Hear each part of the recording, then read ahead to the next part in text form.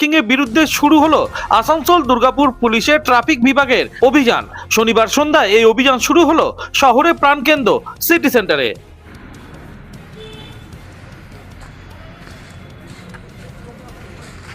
আসানসোল দুর্গাপুর পুলিশের ট্রাফিক বিভাগের এসিপি রাজকুমার মালাকার জানান, শুধু দু চাকা নয়, 4 চাকা গাড়িও রাস্তার ধারে বেআইনিভাবে পার্কিং করে রেখে দেওয়া হয়েছে। এদের প্রত্যেককে আর্থিক জরিমানাও করা হয়েছে। এসছি এবং এই মুহূর্তে আমরা ওই একইভাবে যে রাস্তায় আমরা এর আগেও করেছিলাম, ওই ভূতের রাজা দিলে বরের সামনে যে রাস্তা আছে সেই রাস্তার উপর আমাদের অভিযান চলছে।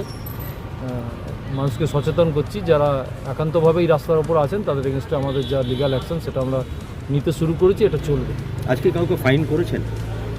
হ্যাঁ, ফাইন করা হয়েছে, অলরেডি করা হয়েছে এবং এটা এখন চলছে। আমাদের অফিসার ফোর্স সবাই রয়েছেন, আমিও রয়েছি রাস্তায়, চলছে, অভিযান চলছে। এটা কি ইলিগাল পার্কিং এর ফাইন? অবশ্যই ইলিগাল পার্কিং। এটা মূলত রাস্তার ওপরে? হ্যাঁ, রাস্তার ওপরে বেশ কিছু জায়গায় আপনারা দেখবেন যে ব্ল্যাক টপের ওপর ছোট ছোট গাড়ি, যাদের ইভেন 4টে চাকাই ব্ল্যাক টপের ওপর দাঁড় করানো রয়েছে, তো যেটা স্মুথ প্যাসেজের জন্য একটা হিন্ডেন্স তৈরি করছে। তো আমরা তার এগেনস্টে ব্যবস্থা নিচ্ছি।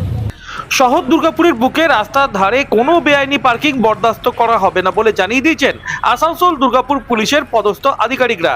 সেই ক্ষেত্রে কেউ যদি সচেতন না হন তাহলে আরও কড়া মনোভাব নিয়ে ট্রাফিক পুলিশ এগোবে বলে জানিয়ে দিয়েছেন আসানসোল দুর্গাপুর পুলিশের এসিপি ট্রাফিক রাজকুমার মালাকার। দুর্গাপুর থেকে অনুরাধা সেনগুপ্তের রিপোর্ট, খাঁটি খবর।